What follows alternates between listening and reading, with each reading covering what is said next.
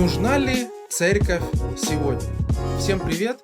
Меня зовут Руслан Расулов, вы на моем подкасте. И прежде чем мы перейдем непосредственно к выпуску, я хочу зачитать один комментарий, который оставили под одним из моих видео.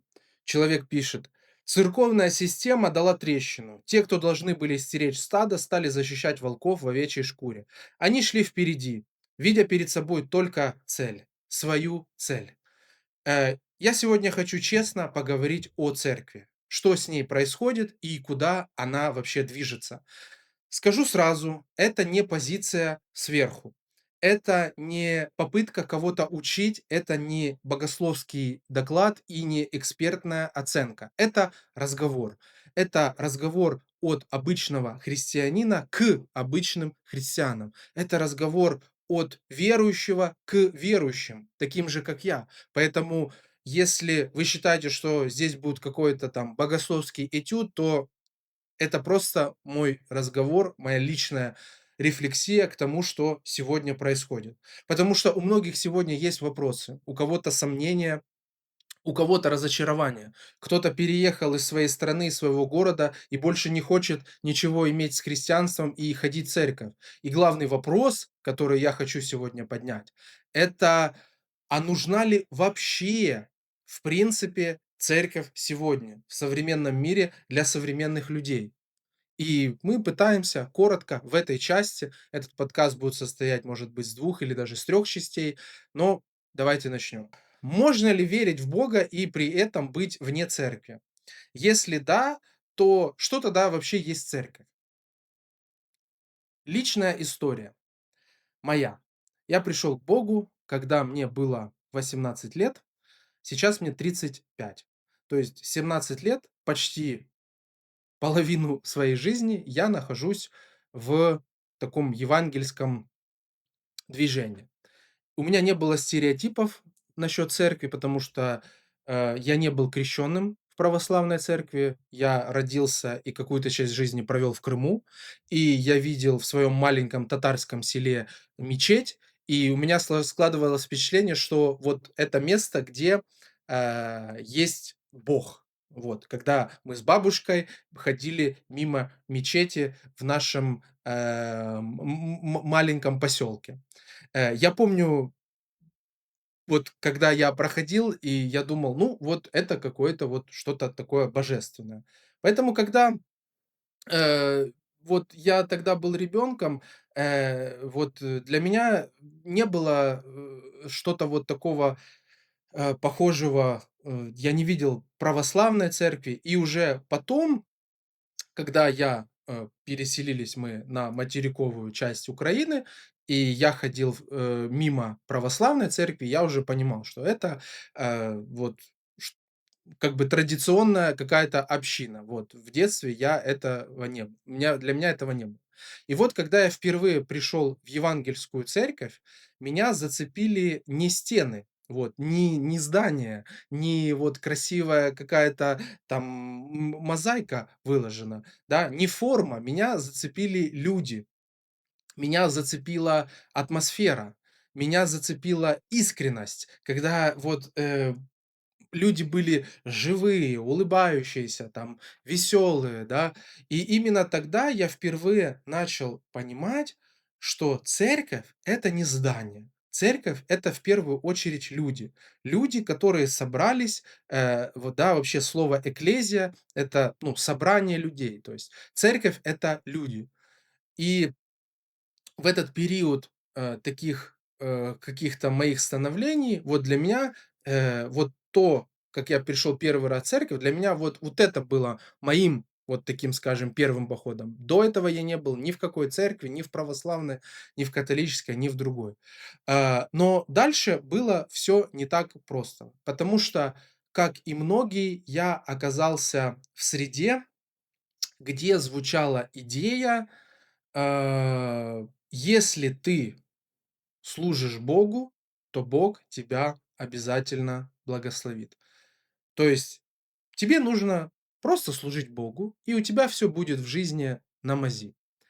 То, что сегодня, да, называются prosperity gospel. То есть я поверил в это Евангелие, которое может, если я там буду делать какие-то там манипуляции, дергать какие-то рычаги, то, у меня все в жизни будет прекрасно и все будет хорошо. И если честно, в какой-то момент в моей жизни это все работало. Были результаты, были какие-то достижения, все казалось бы логично, все казалось бы, вот ступенечка за ступенечкой, там шажочек за шажочком, step by step, или, как говорят, на турецком языке, адым-адым. То есть, ты даешь — Бог дает, ты служишь — Бог благословляет. Но потом, потому что всегда должно быть вот это "но". Пришли моменты, когда жизнь вот эта перестала вписываться вот в эту форму.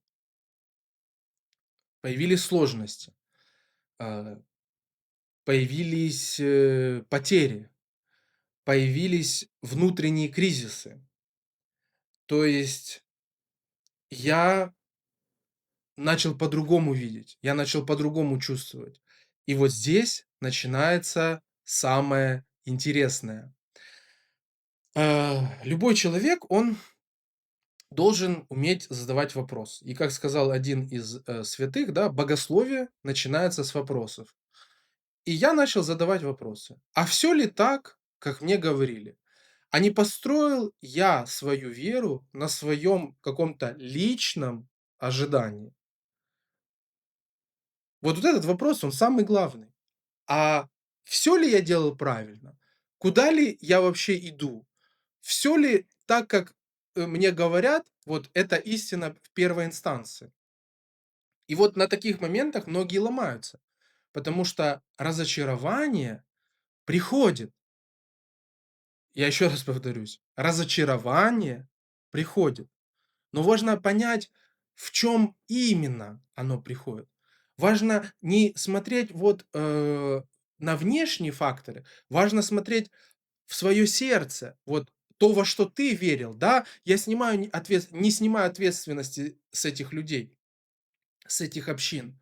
Но потому что чаще всего мы разочаровываемся не в Боге, мы разочаровываемся в людях и в системе.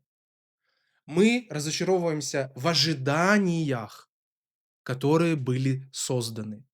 И здесь для меня стало ключевым вот это разделение. Не просто, а вот именно разделение, что церковь — это не структура, церковь — это не здание, церковь — это не лидерский состав, церковь — это не пастырь, церковь — это не епископ, это не церковь. Церковь — это все тело Христово по всему лицу земли. Где-нибудь в Китае собираются верующие, и это тело Христово. Где-то в Америке собираются верующие, это тело Христово. Наше христианство, оно гораздо шире, чем твоя или моя община. Есть разные формы. Есть разные культуры, есть разные служения. Большую часть вот последнего времени я провожу и провел на Ближнем Востоке. Мы служили в Турции, и я, например, видел, как по-разному христианство развивается вот в ближневосточном контексте. И это вообще совершенно другой мир, но это тоже верующие и христиане. Там вообще совершенно другая динамика, но при этом та же суть. При этом, мы все христиане, мы все верующие в Иисуса Христа. И еще я хочу сказать вот, очень важную вещь. Церковь — это не про давление. Еще раз. Церковь, опять же, я говорю как обычный христианин к обычным христианам. Церковь — это не про давление. Церковь — это не про «приводи людей», «давай десятины», «жертвы больше». Конечно, церковь должна существовать, она должна там проповедовать Евангелие, она должна уметь себя обеспечить, она должна уметь помогать, бедным, помогать вдовам, помогать сиротам. Но если все сводится «давай десятину, приводи людей, жертвуй больше», люди выгорают, потому что тогда это не церковь, это просто какая-то система требований. все превращается в систему требований, а не в живую веру. Церковь — это не место, где тебя давят. Еще раз, церковь — это не место, где тебя давят, подавляют. Церковь — это место, где ты растешь, где твой характер становится лучше. У меня аж мурашки пошли.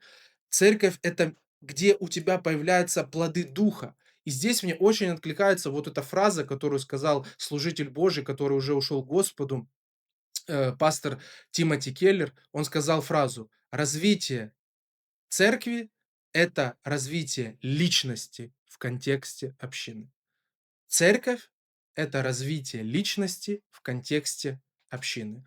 То есть церковь — это не про контроль, это про рост, про твой рост, про твой духовный рост, про то, что ты в церкви должен становиться лучше, а не хуже. А многие людей коснулось так, что они как будто вот хуже стали в церкви. Это про становление, человека, но не просто в одиночку, да, а среди других людей, среди других христиан, которые могут помогать друг другу. И как мы, как эти живые камни, которые можем устроять сегодня Божий дом. И сегодня мы живем в такое время, когда все это обострилось. Многие люди переехали, кто-то сменил страну, кто-то город. И, друзья, в какой-то момент запись оборвалась, у меня просто закончилась память в телефоне, я этого не заметил, поэтому выпуск получился неполным. В следующем своем подкасте я обязательно продолжу, и даже в этом коротком, мне кажется, вот получилось раскрыть немножко вот эту тему и даже так емко ее вот преподнести и о ней поговорить. Пожалуйста, поставьте мне лайк, напишите какой-то комментарий, вот даже авансом, и подпишитесь. Я к следующему выпуску подготовлю полную серию и постараюсь это сделать уже к субботе. Поэтому спасибо, благословений.